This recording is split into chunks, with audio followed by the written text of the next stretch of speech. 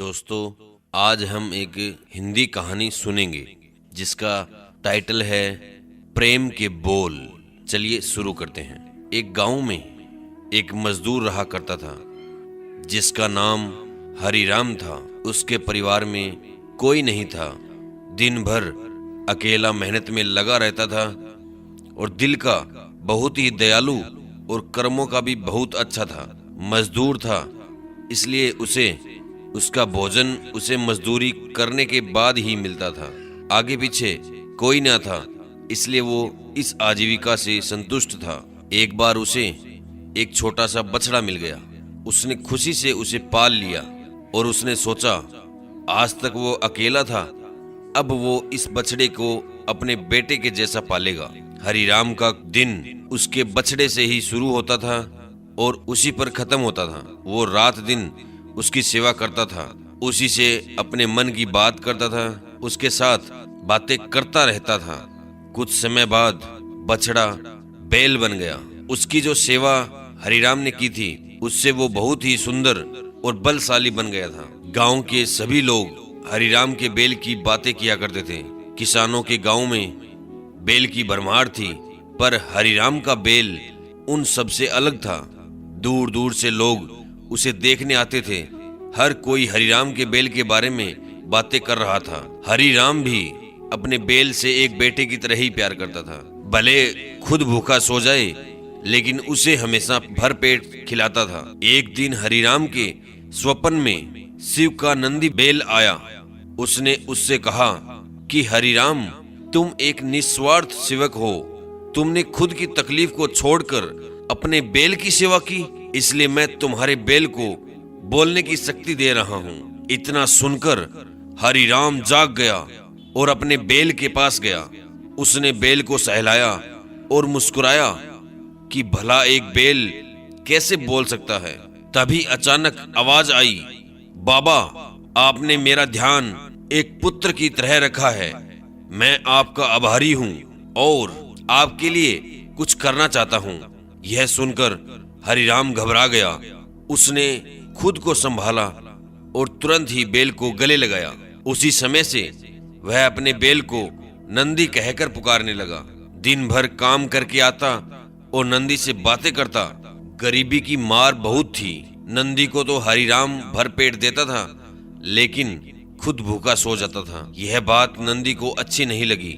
उसने हरिराम से कहा कि वो नगर के सेठ के पास जाए और शर्त रखे कि उसका बैल नंदी 100 गाड़ी खींच सकता है।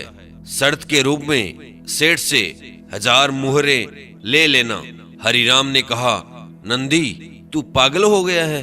भला कोई बैल इतना भार वहन कर भी सकता है?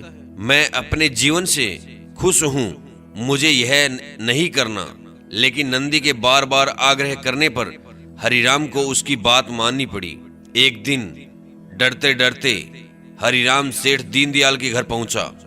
दीनदयाल ने उससे आने का कारण पूछा। तब हरिराम ने शर्त के बारे में कहा। सेठ जोर जोर से हंसने लगा। बोला, हरिराम, बैल के साथ रहकर क्या तुम्हारी मत्ती भी बैल जैसी हो गई? अगर शर्त हार गए तो 1000 मुहर के बदले तुम्हें अपनी झोंपड़ी तक बेचनी पड़ेगी।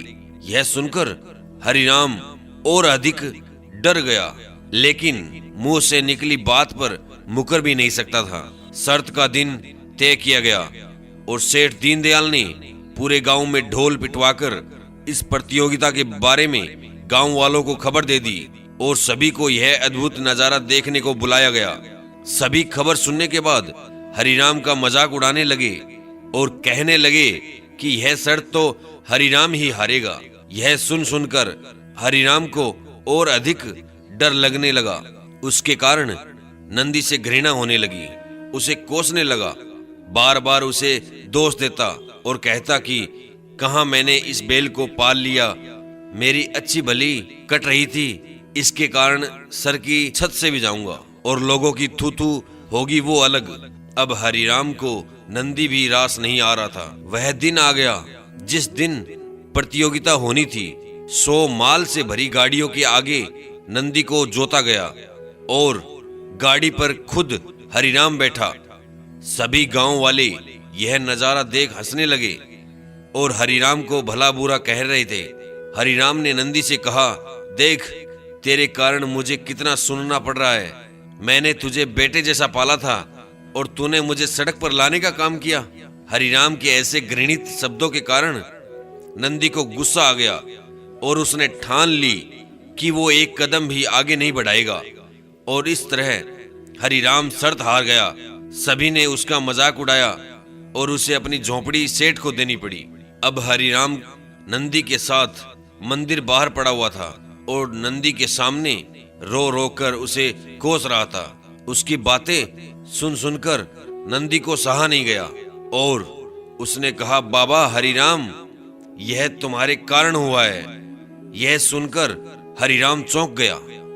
उसने गुस्से से पूछा कि क्या किया मैंने? तुमने भांग खा रखी है?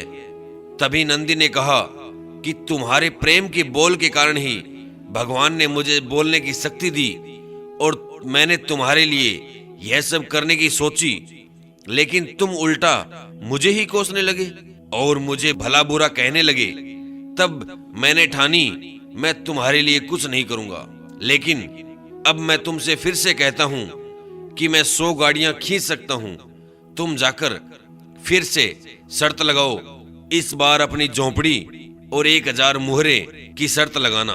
हरिराम वही करता और फिर से शर्त के अनुसार 100 गाड़ियां तैयार कर उस नंदी को जोता जाता है और फिर से उस पर हरिराम बैठता है और प्यार से सहलाकर उसे गाड़ियां खींचने कहता है।